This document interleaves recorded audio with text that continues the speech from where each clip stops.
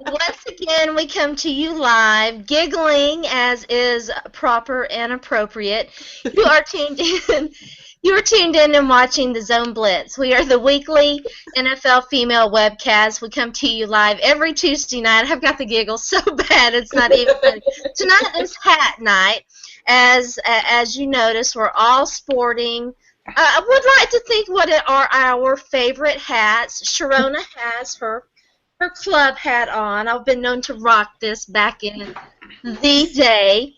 Everybody else has their own personal favorite version of whatever hat they want to wear. And I've got to take this off because have to be able to hear and do this. But I am Sharona, by the way. You can follow me on Twitter at Sports by Sharona. I am the official Titans correspondent for NFL Female, joined by my co-host tonight, Sonja, and two special guests. We are welcomed back by Zach Law, who has been avoiding us for quite some time now. We finally were able to convince him to come back on the show. We had so much fun last time. Hopefully that convinced him to come back. And our good friend Greg is with us as well. But I'm going to kick it over to Sonja and let her introduce herself and bring in our guests.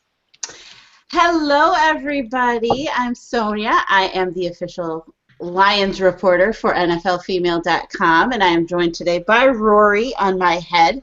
I can't really take too much credit for it because it's my husband's, but anyways, I'm wearing it. So I love it.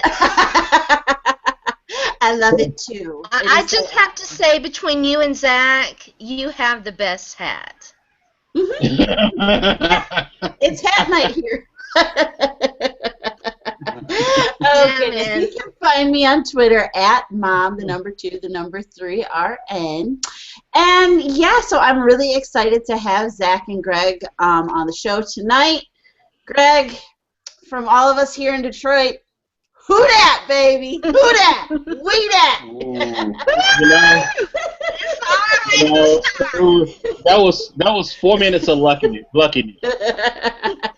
I know, right? You think good, baby. 4 minutes of luckiness. Let me tell you, right? Well, it was partly lucky. I mean, they gave it away probably more than Detroit wanted, but it is what it is. I am still a proud representative of Who Dat Nation and New Orleans Saints, one way or another, and we'll learn to finish strong, starting with Green Bay. Oh, that's going to be a hard one to finish strong, too.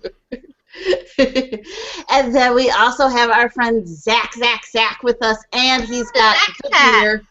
The Zach Pet. You do have the beer, right, Zach? Yes. Think this hat wears itself? No, it does not. Very cool. Well, thank you so much for joining us, and your beer and your hat. You started off an awesome trend, so I am excited to get right down to it. I know, I love it. I love it. I just want to say right now, Sonja, this has given me an idea. Halloween, our Halloween show, we are dressing up, girl. We are dressing up. Yes. That's right. That's how we do it. Yes, that's how we do. Exactly. All right. Well, thanks to Greg and Zach for joining us. And the kitty cat. Hi, kitty cat. Hi, kitty cat. We welcome dogs and cats and kids around here. This is a family-friendly show. My dog, by the way, has been banned from all NFL female webcasts because she was a bad doggy and could not stop barking a few weeks ago. So she is up in her crate, I'm sure, whining because she's missing all of the fun. All right, so tonight we're going to talk. We'll have two different segments talking NFL in the first. Well, actually 3 segments because we always do hot topics at the end.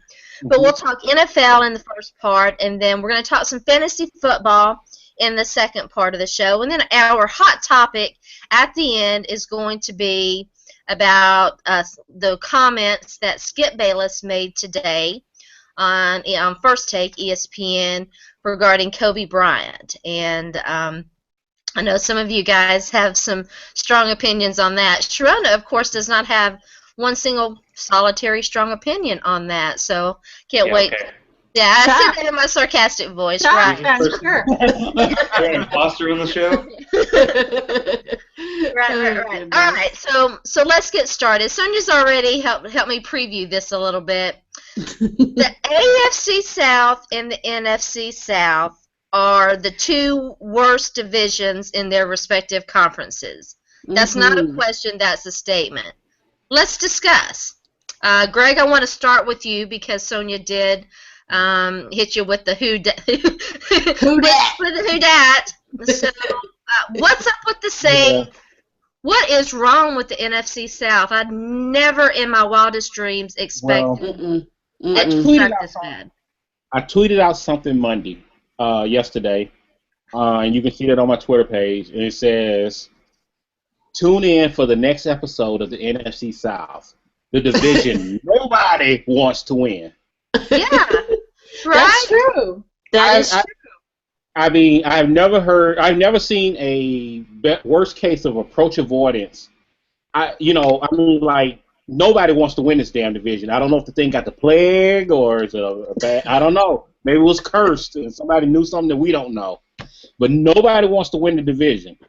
The Saints had a prime time right there. I mean, if they could have held Detroit out for 4 minutes, they'd be actually virtually in the first place. And number two, that all they need to do is win 1 to 2 road games this year, and win the rest of their home games. And I think they got this division locked up. Yeah, they actually have this division locked up. It's still definitely up for grabs. I just saw a tweet that we're going to have to talk about a little bit later, but okay. Yeah, but for me, to a point. And I think Atlanta's probably saying the same thing. The fans in Carolina are definitely saying the same thing. Thank God everybody else is losing. The Bucs are historically awful. Do you think that they think that they're still in it? I mean, who statistically statistically are they eliminated yet? I don't think so. The Bucs, and even the Bucs. If the Bucs make a run, you think about it. If the Bucs they were on bye this week. They win the next 10. They got 10 games to go. They win the next 10 games. They'll win their division. They probably win their division by 2 or 3 games. Yeah, but that's a big if though. They can't.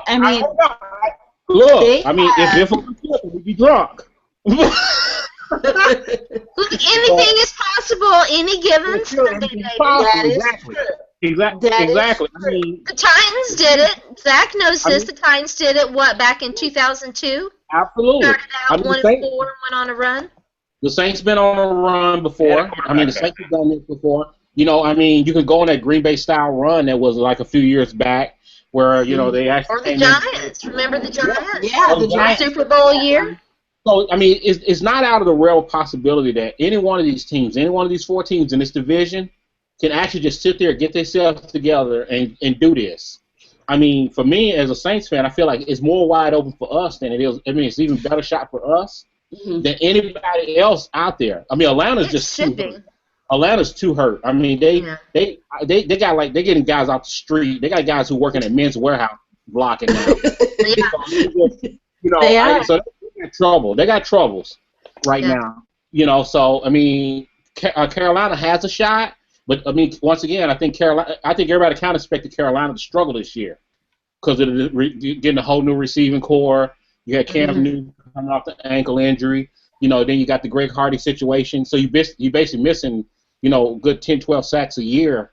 There that's a couple sacks a game, 2, 3 sacks a game out of him, his production from what he did last season. So New Orleans has the talent. And you think about it, the way they lost compared to where Carolina lost and Atlanta lost over this last few games, New Orleans, 3 of their 4 games, they lost less than 3 points or less. Right.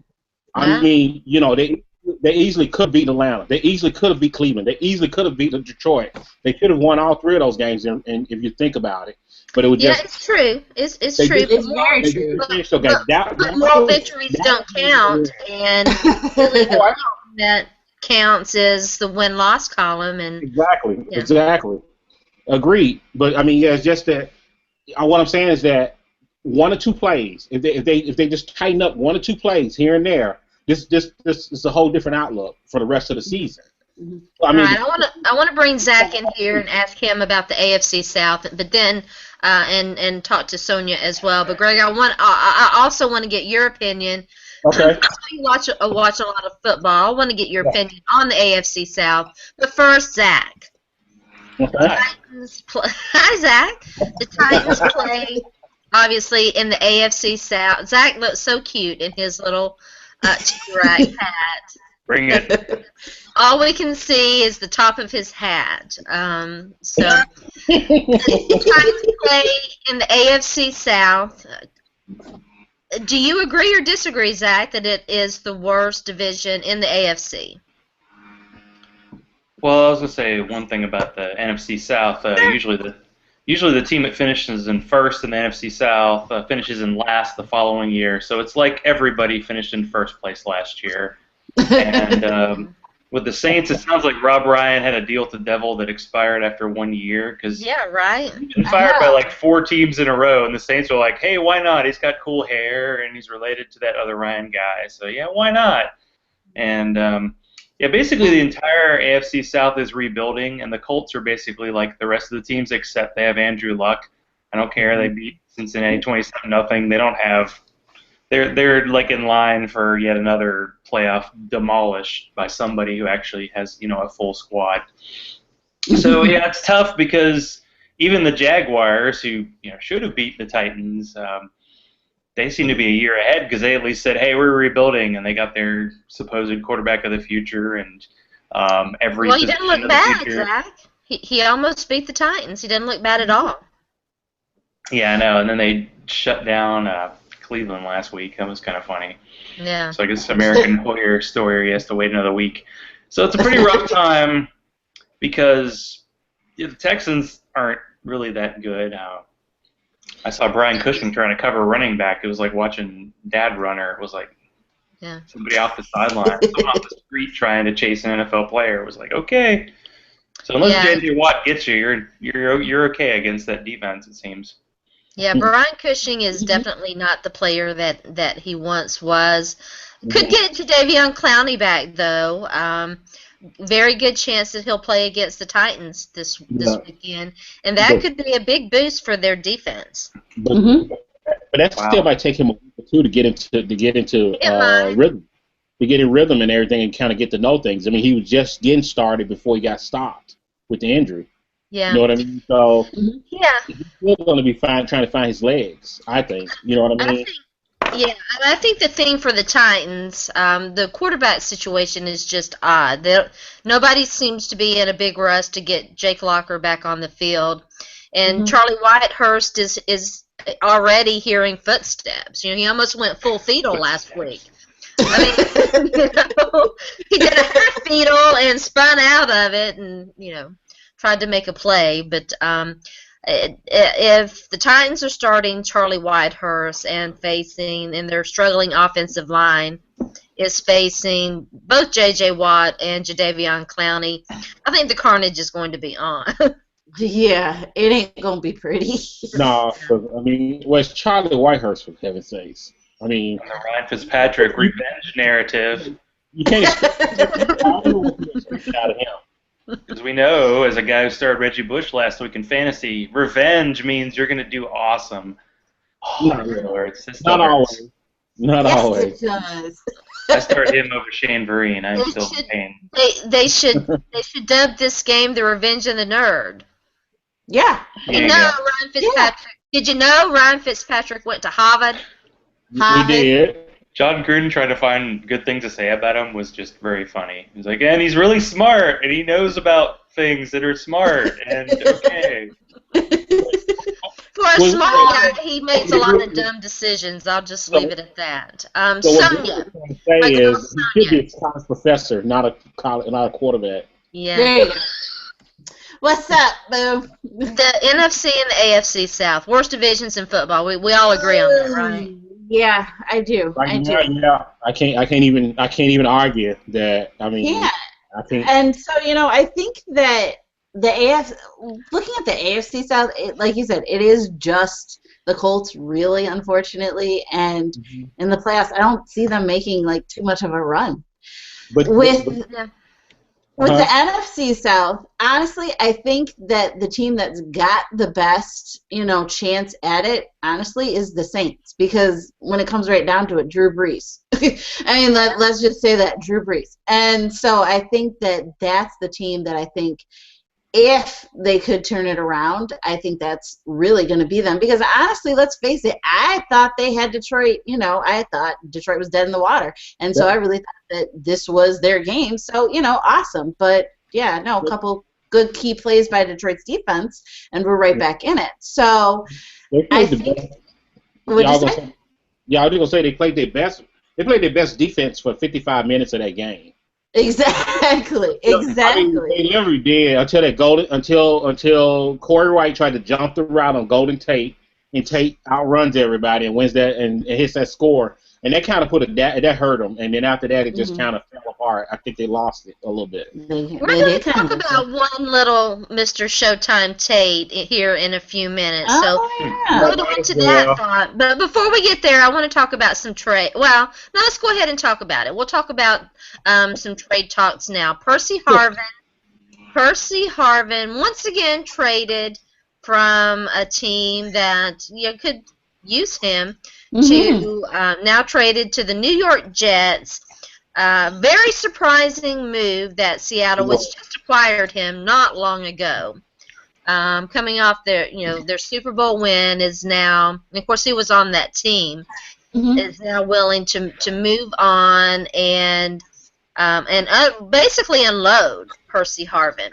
A lot of information had already been circling out there about the situation, but what we don't know for sure. These are all rumors. I'm going to try to be careful here, but the word on the street is that Golden Tate had an affair with Russell Wilson's now former wife, and it was known in the locker room, and Percy Harvin got into a fight with Golden Tate over it. There are photos of Golden Tate before the Super Bowl showing him with a shiner on his left eye, and so the Seahawks now have moved on from both of those guys. Percy Harvin has been traded, and Showtime Tate did not get a contract extension, was a free agent in the offseason and went to the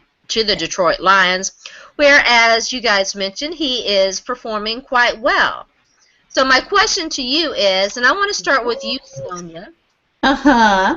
Golden Tate won, didn't he? Yeah, he did. He won, I think. I think he got out of a potentially toxic situation because, face it, if that happened before the Super Bowl, Lord only knows what would have happened, during this season. And look at how their season is going so far.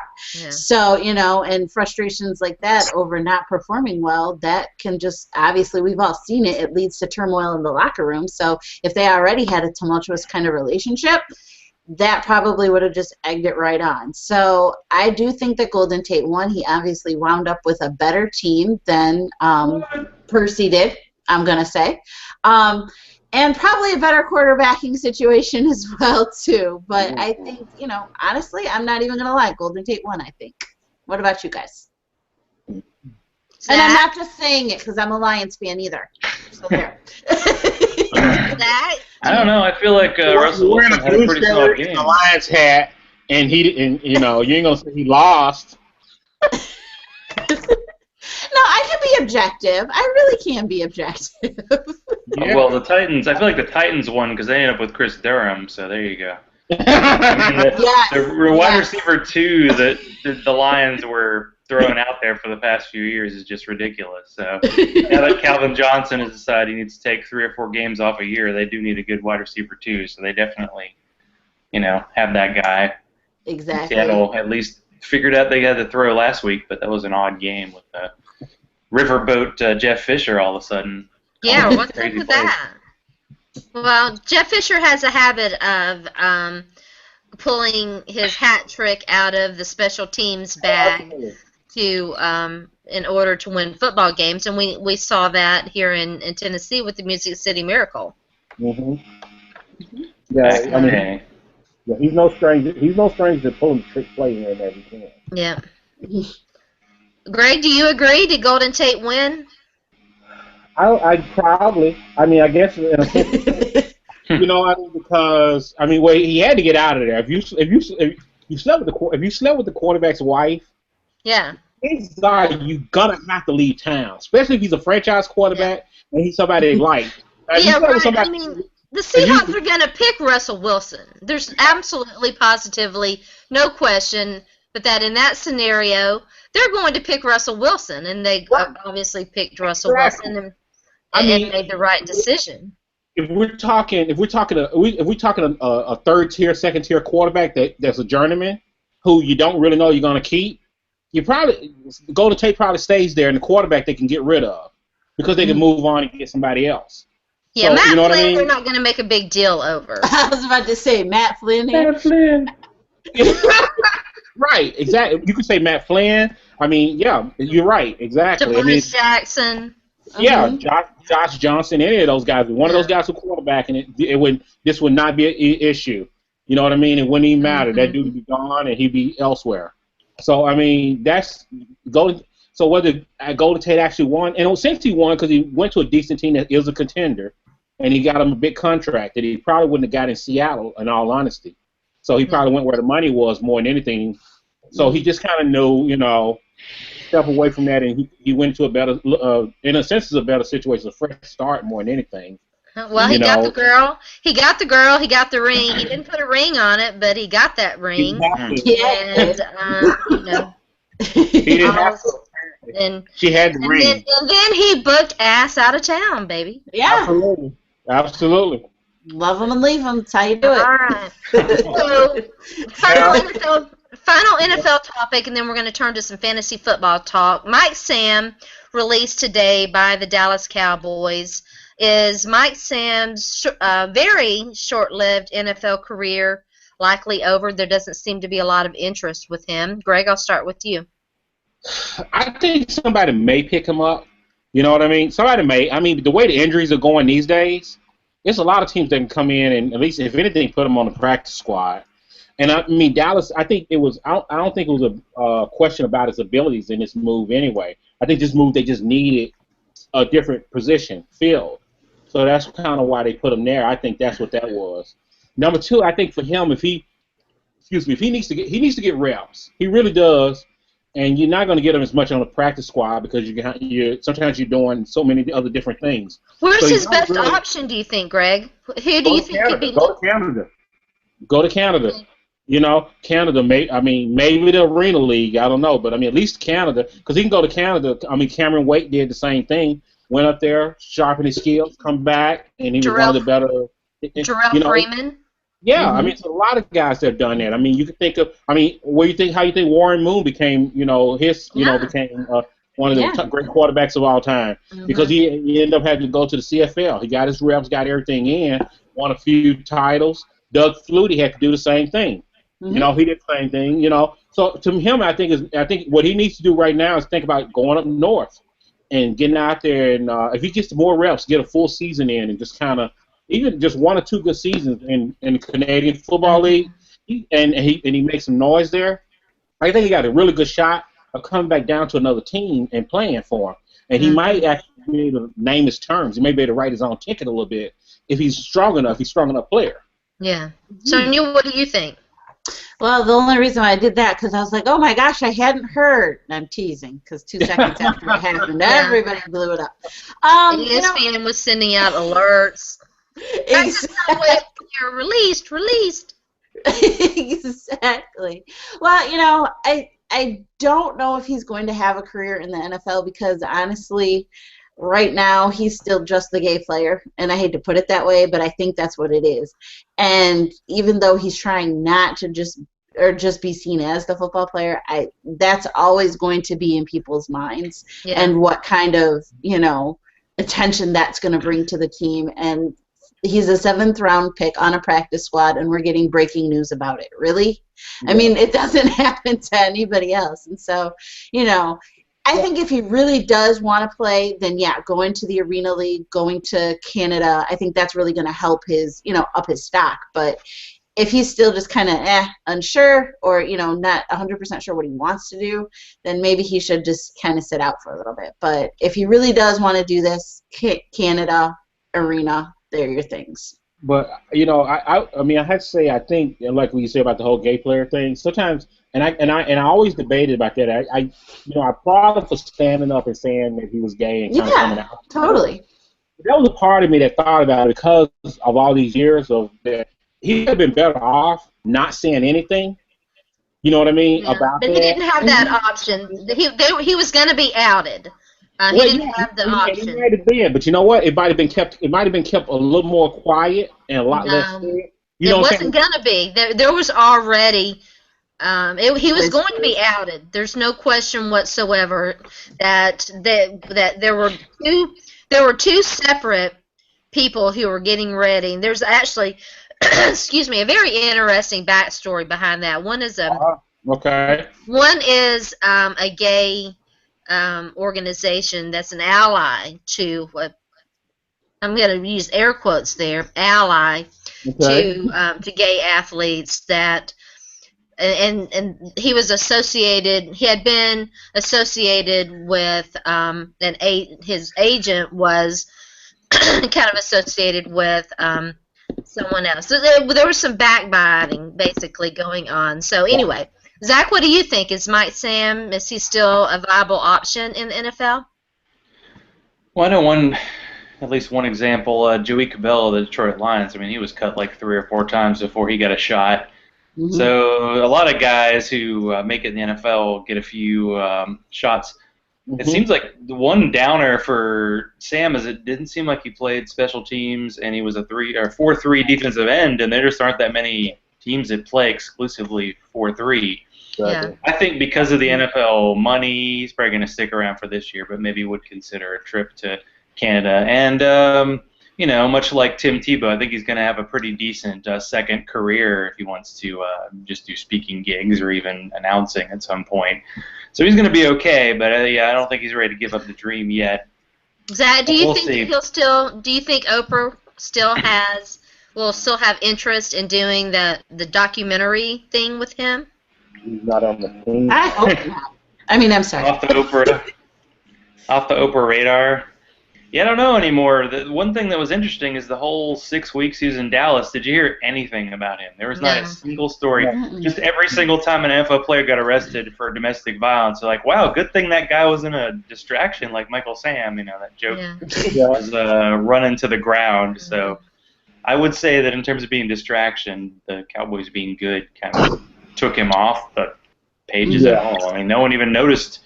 He was like, oh, yeah, he was still there. Yeah, so I think he might get another shot. I mean, practice squads, they did expand them this year, but it does seem like teams rotate guys in and out. I mean, basically it's a one-week contract. The Titans, 3 or 4 guys switch out every single week. That's the same with every team, so New Orleans he can get a shot. Kind of a revolving door there.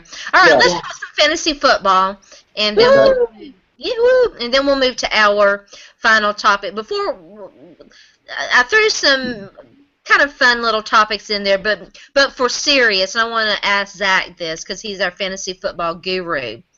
We're entering that period, Zach, where teams are the big part of the bye problem, where a lot of teams are going to be on buys.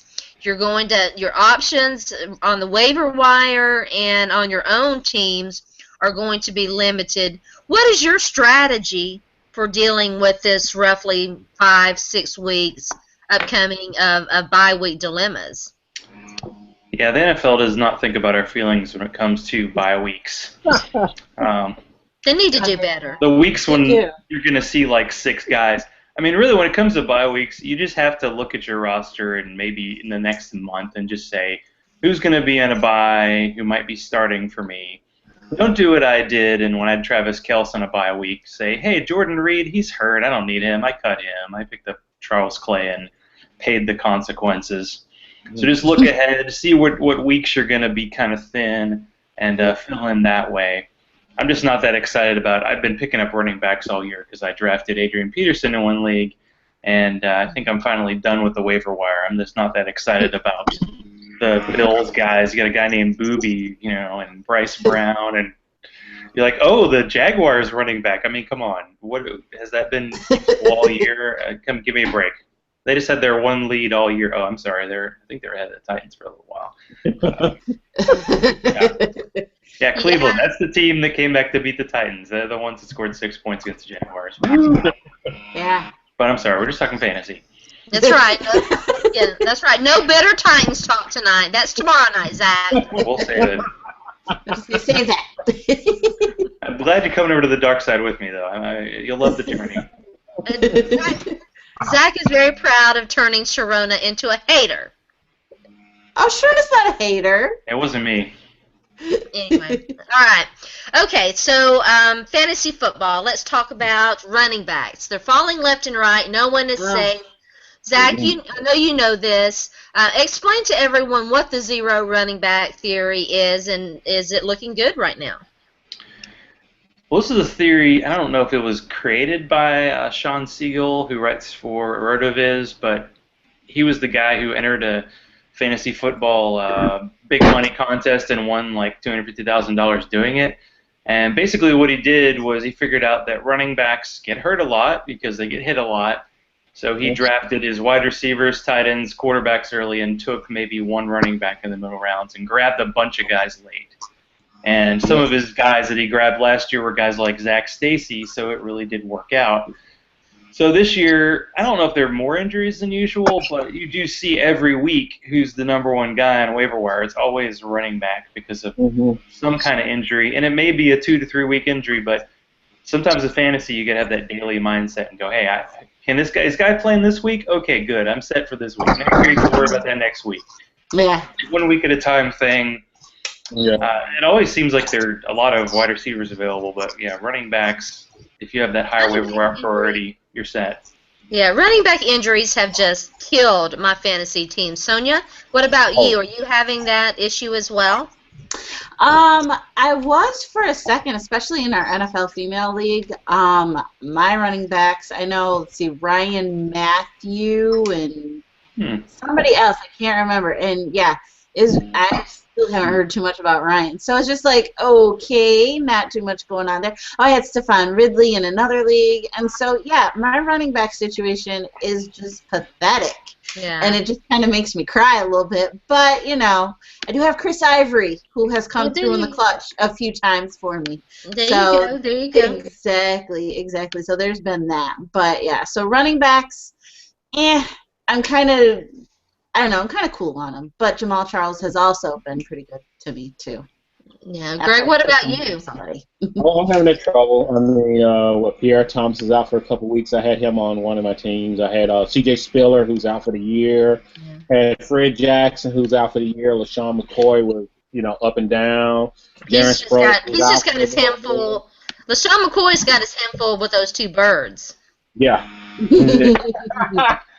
Yeah. Darren Sproles, who was out for a bit there, he's finally coming back, and he's back in practice. Don't mean he's playing yet. I mean, so, yeah, the whole running back situation is brutal at this point. It really is. And then you got the bye week teamed on that. So then now you got other backs who you don't even know that they're going to run the ball. I mean, they may get a couple of runs here and there, and the teams might just result to short passes for the rest of the game. And you don't have any. So I'm running in that situation. Between that and the bye week, the injuries in the bye week, yeah, it's tough out there. Oh yeah, it's rough out there. Some that are out there, you don't have like high power, decent receivers. Some of them are not that. Yeah. Some of them don't get thrown to that much. Slim Pickens on the waiver wire. Oh, big time. I mean, it's almost like dating, for God's sakes. If you find a good one, you better hang on to it. Make your claim early. Better hope that your waiver position is secure. And speaking of, Zach kind of mentioned it. Speaking of Denard Robinson, we're excuse me. Woo. We're seeing a trend somewhat of players like him. Your Percy Harvins, your Denard Robinson. They're not using Denard much as a wide receiver right now, but for the longest he was listed. Mm-hmm. as a wide receiver particularly in Yahoo. They've changed that now, but do y'all think this is an interesting question for me? Do you think that all leagues should go to a flex play at their skill positions? What are your thoughts on that, Greg? I'll start with you. Coming as far as yeah, I would think so. I like having the flex position, but I do too. I hate having it expanded. Most leagues they like to expand it to wide receiver and running back.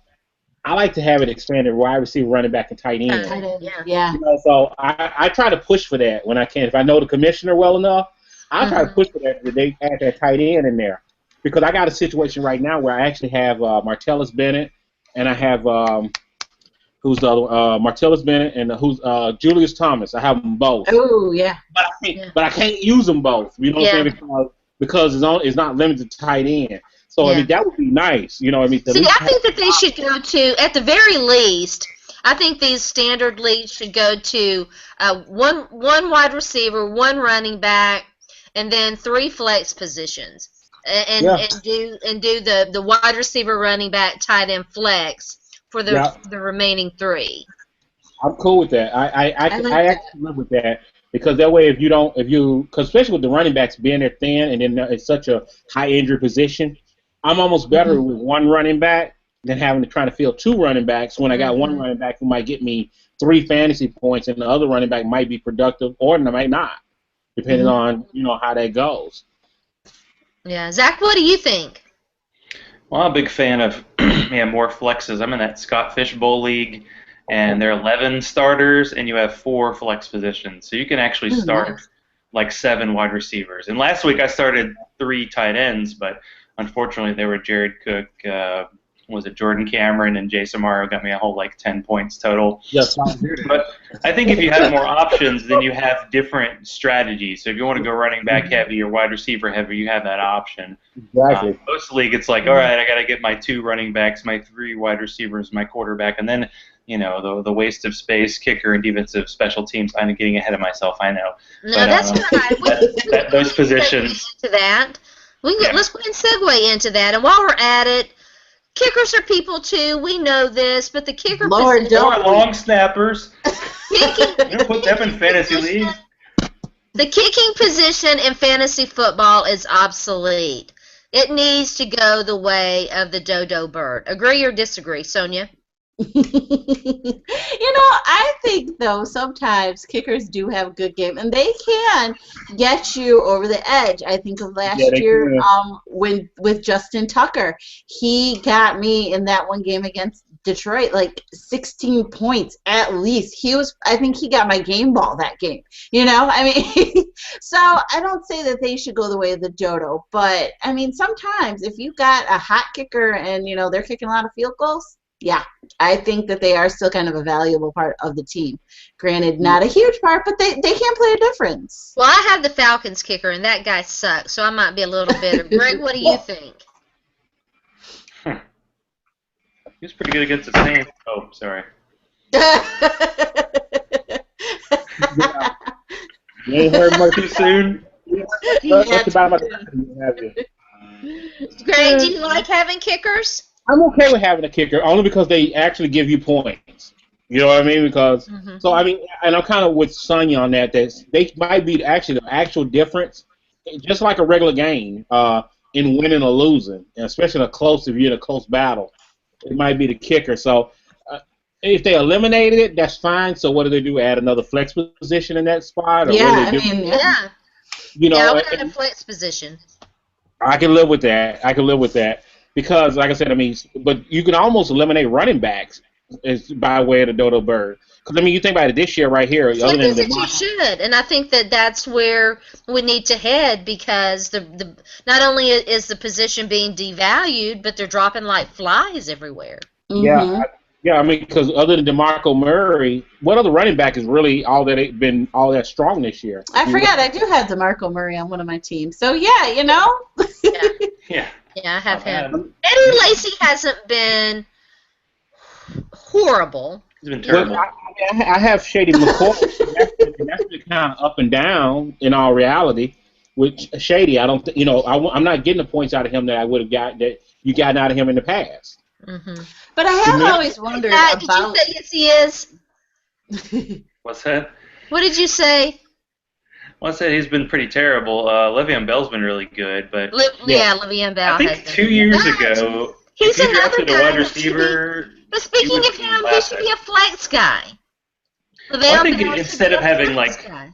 our league has like a 2 running back, 2 wide receiver set, and then you have a flex. But I kind of like maybe 1 running back, 2 receivers, and because 2 starting receivers every team, 1 running back, and then go flex. If you want to go extra running backs, go that way. Yeah, I mean, I'm all about the options. I haven't like all these 2 quarterback leagues just because otherwise it doesn't seem to be much of a I've challenge. only done a 2 quarterback league once, and that really sucked to me. I just didn't like it. I don't like the quarterback league that much.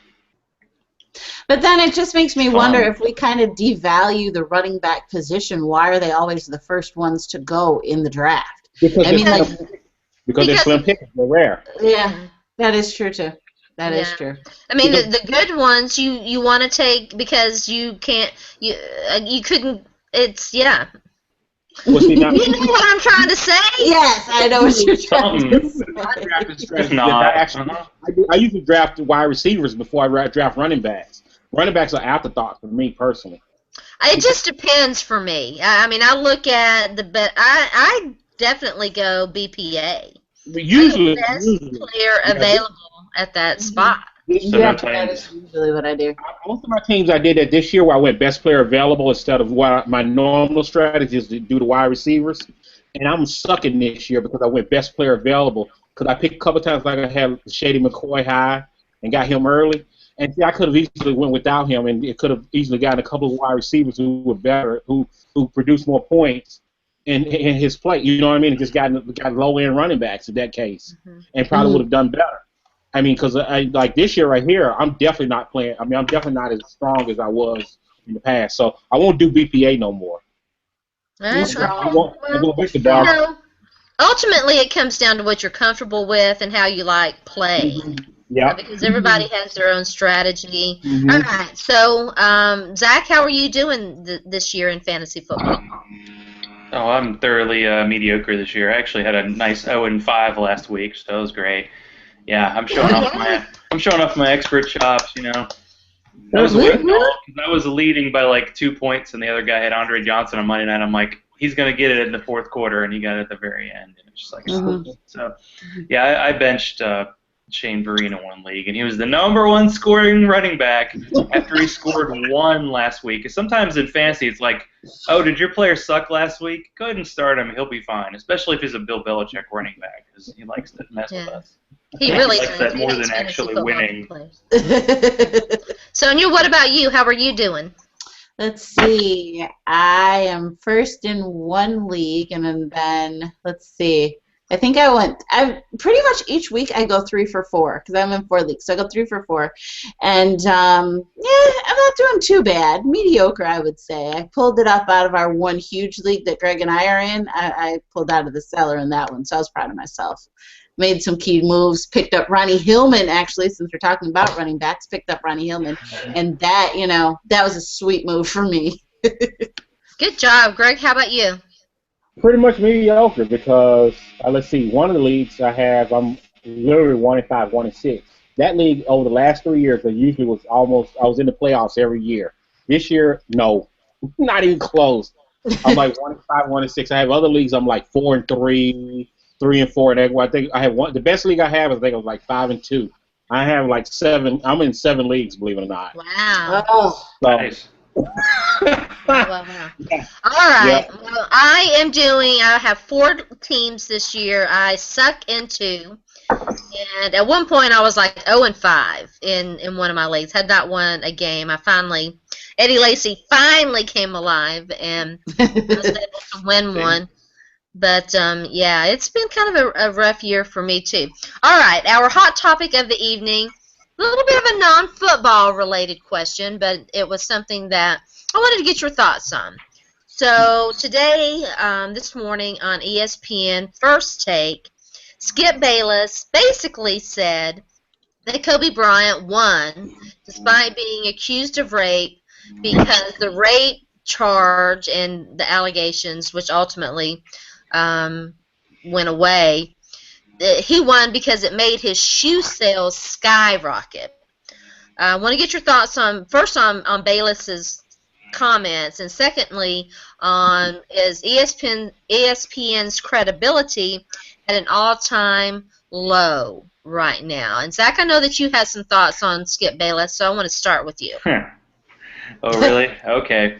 Well, ESPN employs Ray Lewis, so I try to avoid watching it as much as possible. And what's this talk of other sports? I'm intrigued and scared. I just all I hear, by the way, all I hear about Skip Bayless is I just watch Twitter. Like sometimes it's fun to just watch an NFL game on Twitter and see the reactions. Yes. Yeah. Every single day it's like he's gonna say something dumb. Oh, he said something dumb. Okay. I feel like I got it covered. So it's like he and Stephen A. call each other first thing in the morning. Bro, what you doing? How you doing, bro? I'm good. How you doing, bro? He's gonna say something stupid today. Is it your turn or my turn? I think it's your turn. Okay, all right, I got it covered. I mean, it works, but it doesn't mean I have to pay attention. You know, I got podcasts to listen to. I'm sad. So have fun with that. All right, Greg. Well, yeah, because I was watching that show too this morning. And they were actually referring to the whole Joseph Randall, stealing the underwear, and now he's endorsing underwear and giving them away. And he said that, that maybe edge, and he kind of referred to Kobe Bryant in his rape case. And, that kind of double take me too when I saw it. I heard that, and I was like, no, because you really think about it, at that time Kobe was thought of as a darling in the league in a sense. You know what I mean? And maybe he couldn't necessarily sell shoes, but he had a heavy popularity contest going on that a lot of people didn't think back. You never really heard anybody have any angst against the guy, say much about him. And then all of a sudden, after that whole situation with the rape case, that all turned big time on him. So I mean, in a sense, maybe he sold more shoes in a sense in what Skip says, but I think in the PR department he got damaged seriously bad. I think so too. You know what I'm saying? He got damaged seriously because now you got articles and stuff talking about, about him now. To play with him. Want to play with him and all this stuff. So to me, Skip, he didn't win. He didn't quite win, and I don't think just because of having a rape case or the situation helped him sell more shoes. I think by that time people just figured out he was one of the top-notch players. And he was going to be one of the greats, and I think that's what sold him the shoes. It was nothing to do with street cred from a potential rape case situation. I disagree with that. Yeah, I found it extremely troubling on so many levels. Sonja, I want to get your thoughts on it first. Okay, yeah, no, that was stupid. I think that's part of it. It was just that stupid. How does that? Like Greg said, he was, at that point, he was the golden child. Yeah, right. He was. He couldn't be touched. And then, this happened, and you've got, like, a big divide, Kobe haters, and the Kobe haters were out. I mean, they're still out, obviously, but I don't think that gives him street cred, for crying out loud. I mean, this was a potential rape case. That's not street cred at all. That's...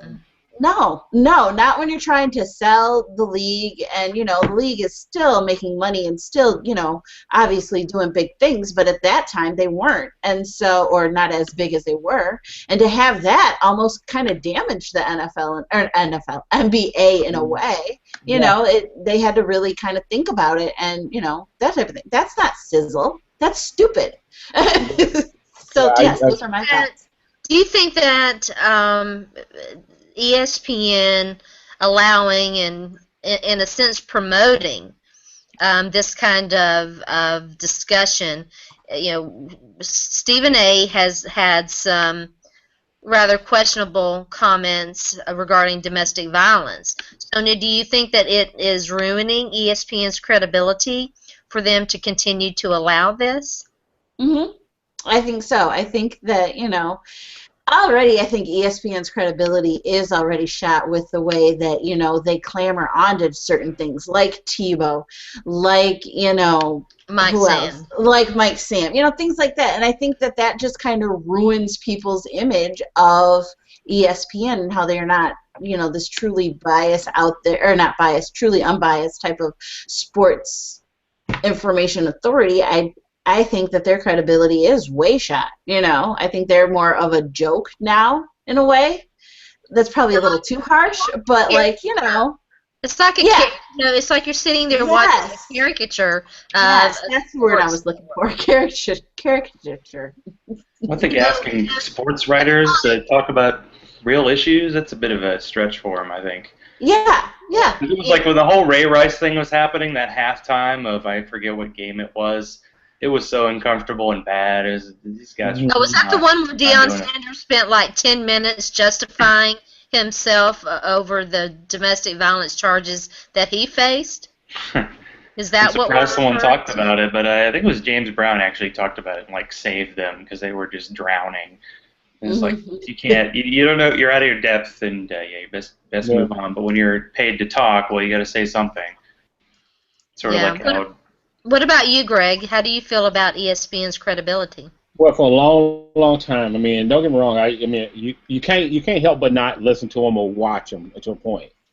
But I mean, for like if you want to watch them, you know, so you can't get around that part. But for the most part, I had a hard time with their credibility a long time ago because a lot of times when they had their secret sources, their sources 9 out of 10 where they were picking it from Jay Glazer or somebody else.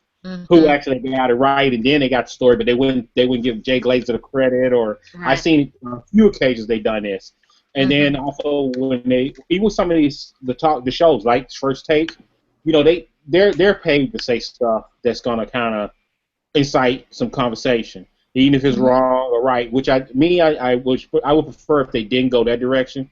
Let's not go that left just to get ratings. You know what I mean? Yeah. So I mean, you know, because I mean, especially you start. You know, the situation, some things that they just should not talk about or they should not get into if they really don't know much about it. And so but they do. So, I mean, as far as their credibility, it's shot. It's hurt a little bit. It's hurt a lot, really. It just, I agree. And I wanted to say that, you know, if like HBO or Showtime sat down and wanted to create a sitcom about a sports network being over the top and incredibly stupid, they couldn't do a better job of creating ESPN if they tried. And that is what ESPN is a caricature of a sports information network, which they quit being a long time ago. Yeah. And I'm with Zach. Unless I'm forced to, I don't watch ESPN content or programming. It's like I don't watch pregame shows. I'm just like, I want to watch the actual game. Yeah. I wish they'd do that thing they did in the 80s one game where they actually had no announcers. I was like, try that. I bet everybody would be like, whoa, wow, it's so nice. Well, like, watch the game. Let me tell you, that's actually pretty good. I can remember seeing a couple of games like that before. I can remember one year, I think the announcers couldn't make it to the game. It was a Miami game on a Saturday. And all you did was just see the ball game, and you just if you can hear the announcer, that's about it. So it was like being at the game, but you didn't have the commentators.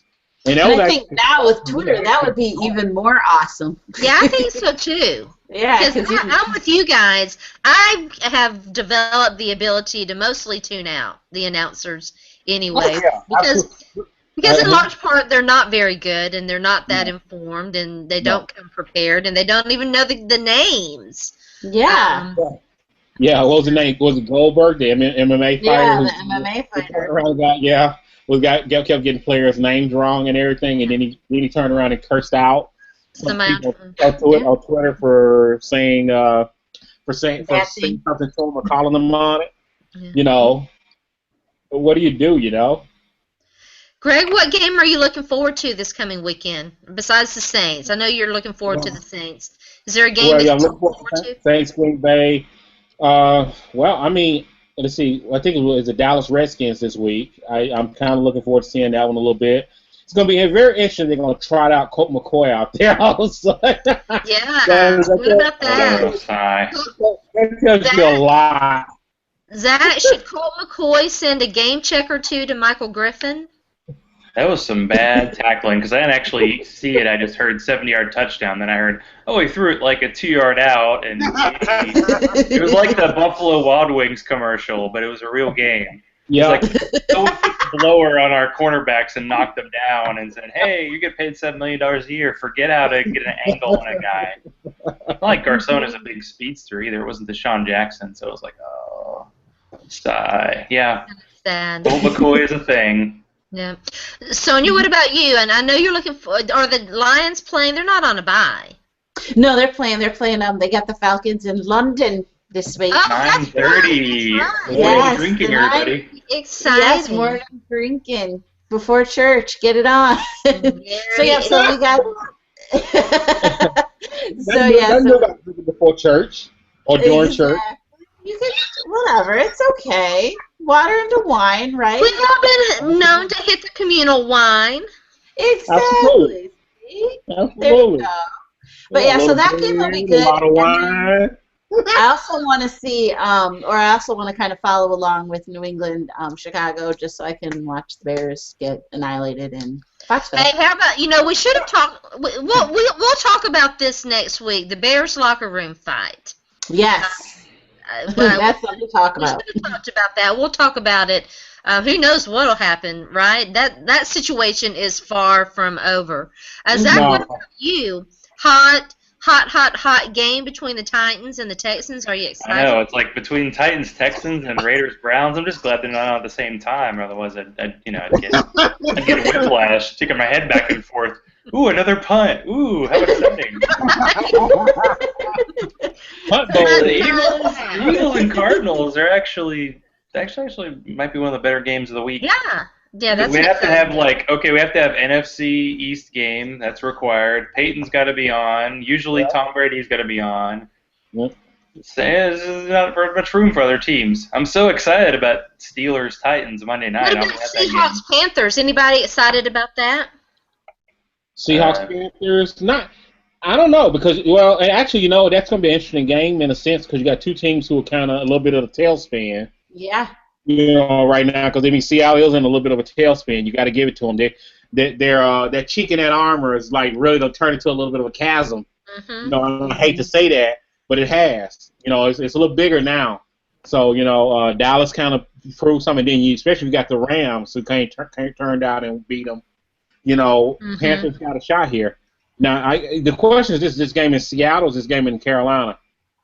So Carolina. That's in Carolina. What's the record for one division not winning a game? It's been 3 weeks or something since the NFC South's won a game. So I know. It could happen again because they're all playing outside the division. Thanks for being Green Bay. Thanks for being Green Bay. That's plain and simple. Oh yeah, the Saints are at home this week, right? And you're at home against Rob Green Ryan's Bay. Still the coordinator, right? Rob Ryan? Still Rob Ryan? Oh. Yep. My dad is hair. The other game that we haven't talked about that I think is going to be an exciting game is the Ravens and the Bengals. And, the Bengals, Lord knows I don't know what's happened to them. I'm anxious to see if they can get back on track and get back into the swing of things against the Ravens, who I think are a good football team, but definitely beatable. So we will see about that. All right.